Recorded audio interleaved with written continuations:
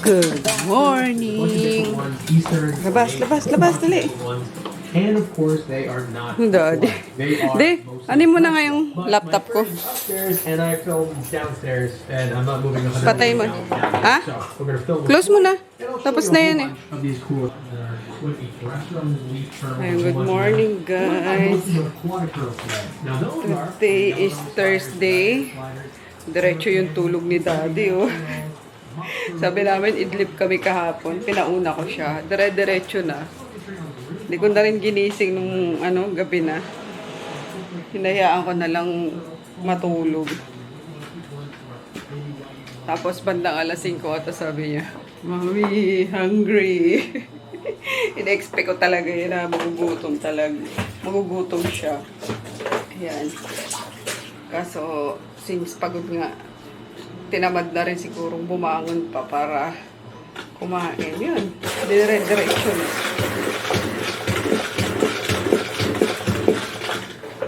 Lulutuan ko lang siya ng sabaw. Kasi may pork chop pa naman dyan. Na tinira ko nga sa kanya. Para sa kanya talaga yun. Kaso hindi na hindi na gumising. Ayan, pwede na yan. Mabilisan lang na sabaw yan. Enjoy chicken soup. Yung nilalagay sa mga sa mga coffee. Ano ba yun? Bendo. Inuhulugan kasi ng lima eh. Yan. Lasang sopas daw to sabi ni Daddy. Hi daw mother, sabi ni Sis Cherry. Hello po. Ito na sis, binabalot na yung mo. Naka-order bigla si Sis Cherry. Nagano kasi ako eh, ano ba yun? Nag-reels. Ayan na, sweet and sour meatballs. Ito na Sis Cherry, yung order mo. Buti sis, may inabot ka pang laing. Last na yung laing. Oh no, ayan lang ulamin namin guys. Hati kami ni Bunso sa sa longganisa. Kay Shane. Uy, si Shane, buti pa si Shane may fish. Bye-bye ah. Okay, bye-bye. Okay, wala na. Thank you, Lord. Eto, inaantay na lang namin. Kakain tayo, patera. Itong dalawa, oh. Mamadali na, oh. Nood na ng wildflower, oh.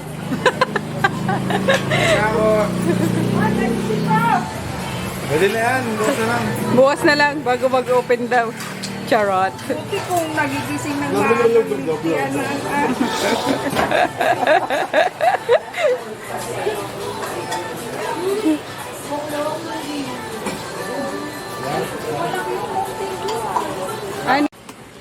Nag-edit ako guys. Ito yung kahapon, yung seafood boil. Tapos kumakain kami. Grabe, naglalaway ako.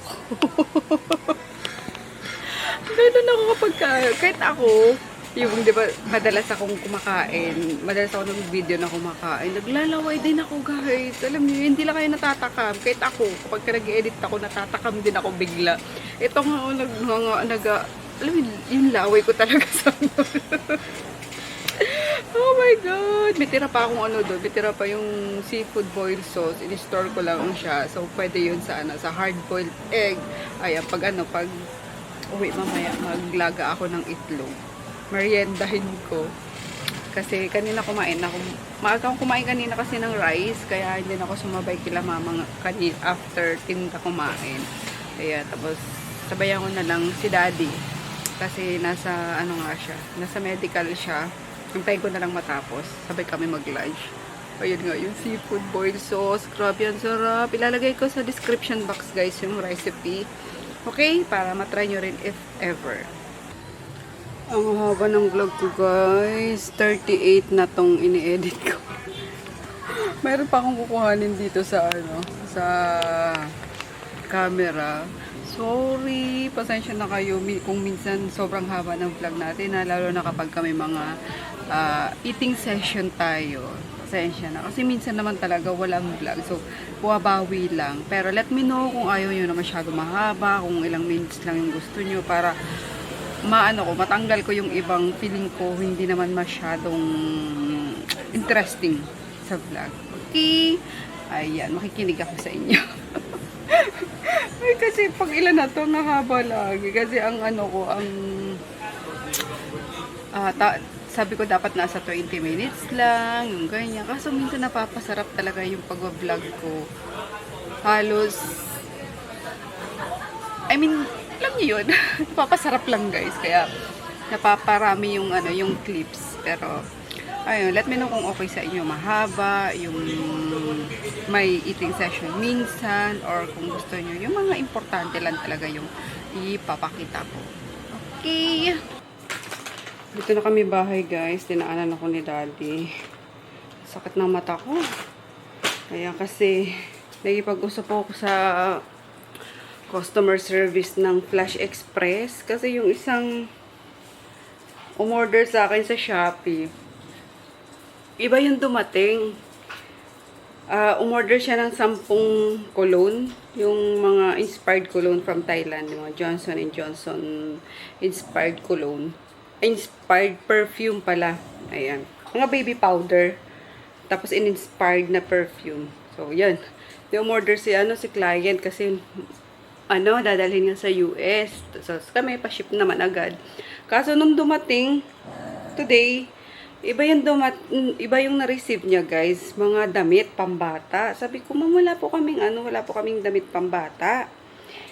Tapos sabi niya, "Oo nga po, alam mo kasi puro kayo skincare." Tapos nakailang order na rin ako sa inyo, sabi niya ni client.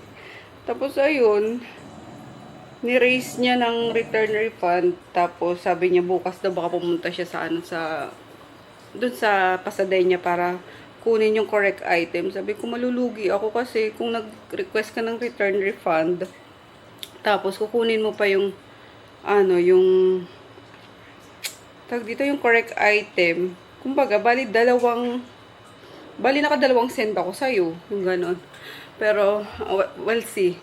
Baka magbayad siya bukas kasi since nag-return request naman siya sa Shopee. Tapos, ko din yung mismong Flash Express. Kasi buti na lang guys, may CCTV ako sa Pasadena. So, habang nagpapak si Jackie, buti nga nahagip pa eh. Konti-konti na lang di pa mahagip yung yung item na yun na pinapak ni Jackie. So, ayun, kita pa sa camera na yung item na order talaga, yun ang pinapak. So, ayun, matibay na ebidensya naman na correct naman yung pinak namin. Tapos, ang nakapagtaka pa, na iba yung waybill kasi. Waybill namin is, sa mga naka-order na sa inyo, di ba yung waybill namin buo? Yung dumating sa buyer, kalahati lang, ang liit. So sabi ko na iba, hindi ganyan ang waybill namin kasi full details talaga yung waybill namin eh. Nakakaloka. Ayun, ang tagal ko nang ipag-usap sa customer service. Sa buyer walang problema kasi parang suki ko na yun eh.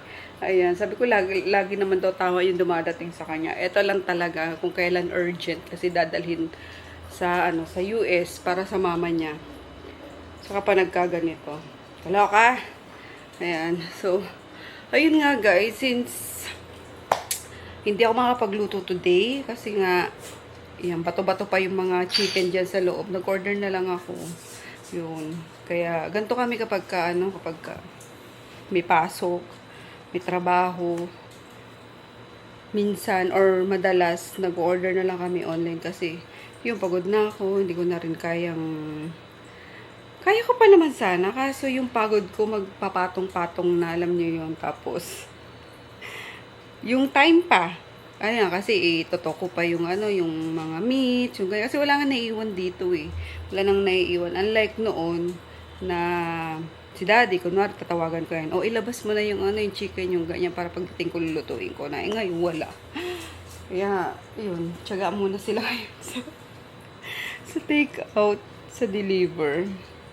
So, yun lang guys, ang chika minute. Tsaka flex ko lang yung aking kilikili guys. Sorry, wag kayong masuka. Ang galing talaga nung RMK kasi morning pa ako naglagay ng ng Dio. Hanggang ngayon tuyong-tuyo yung ko guys. Yung kilikili ko. Ayun Hindi yan masyadong maputi kasi may mga mga tag doon, guhit-guhit, pero hindi naman maitim. Alam mo, ayan. Tapos, ang nakakatuwa pa, kasi, yung mga, hindi ako mabalahibo sa sa kilikili. Mangilan-ngilan lang. As in, bilang mo lang talaga. So, dahil siguro din yan sa, sa RMKDO. Kasi hair retardant din yun eh. So, nakakatawa. Tapos, minsan, kumukusa pang pag ginanyan mo lang, as in, kamay lang, ipa-pluck mo, natatanggal. Kaya, umorder na kayo. Kasi, ngayon, ayun. Baka masuka yung iba. Pero maganda talaga, guys. Promise. Bukod sa whitening effect niya, talagang pa kayo, up to 24 hours pa yung yung protection niya. Yun, dry pa kayo. Kahit maligo kayo, mararamdaman yung dry pa rin yung yung kilikili nyo. So yun lang, nag-promote lang ako kasi nga grabing init, 'di ba? Pwede rin pala to sa guys, sa mga kids 7 years old, sa buntis, sa lactating moms kasi FDA approved tayo. So yun lang. Order na kayo para may pangkain ng mga dogs ko. Lalo na si Ginger. Tingnan niyo si Ginger. Kawawa naman si Ginger. Wala nang pagkain si Ginger. No, Ginger? Sabi mo, Ginger, order na sila. Dali. Order na po kayo sa shop ni Mami para may pagkain kami. No, Maggie? Dali na, Maggie. Order na po kayo. Isus, nag-stretch pa. Uy. Ayan, dumating na yung in-order ko sa kanilang cooling mat. Kaso bukas ilalatag ko pag umalis kami. Ang ganda-ganda naman ang tiyan niya ni Ginger, oh. Ang cute-cute naman ang tiyan niya ni Ginger, oh. Ginger. Ito feeling baby to eh. Porkit bunso talaga eh. Feeling baby to eh. Feeling baby pa yan si Ginger eh. Ito si Mami Kali. Ito, inano ko na to eh. Tag doon? Ginugupitan ko. Kaya yan itsura niyan. Sus ko, nagkakasilosa naman. Lahat naman na. Asan si Luna? Lunang makulit. Kinalat na naman nun yung yung tubig. Sabagay mainit kasi. Kaya, ayun. Papapress ko siguro sila bang wala kami. Kinalat nila yung tubig. Itong kimagi, di ko alam kung itong mga itim-itim na to. Parang libag na ewan. Kinukuskus ko naman. Pinababaran ko pa ng ng coconut oil. Dati ang kinis niya ni, ayan, kasi kakalabas mo. Lahat na ito nga si Junior, may itim mo. Lahat kayo, nagpabebe na. Ayun sinasabi kong buto. Ang tagal maubos eh.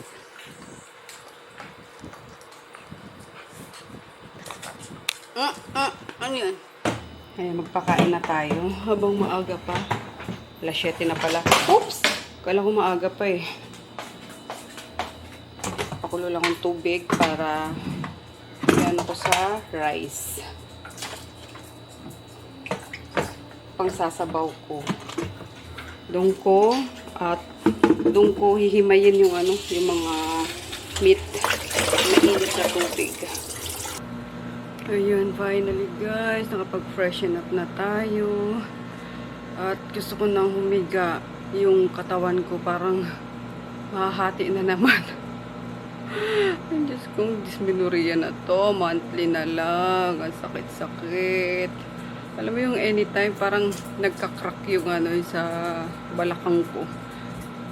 Parang nagka-crack. Ang sakit-sakit na di mo alam kung saan nanggagaling. Parang nagli-labor. Anyway, ayun guys. 9:30 pa lang naman pero kami magpapaalam na at bukas pasok na naman. Friday. Akala parang pa lang parang Tuesday pa lang. Sabi namin kanina sa Pasadena, Friday na pala bukas kasi naglalaga na si Nene ng munggo para bukas nga. Ayan, Friday is always munggo day sa kantin.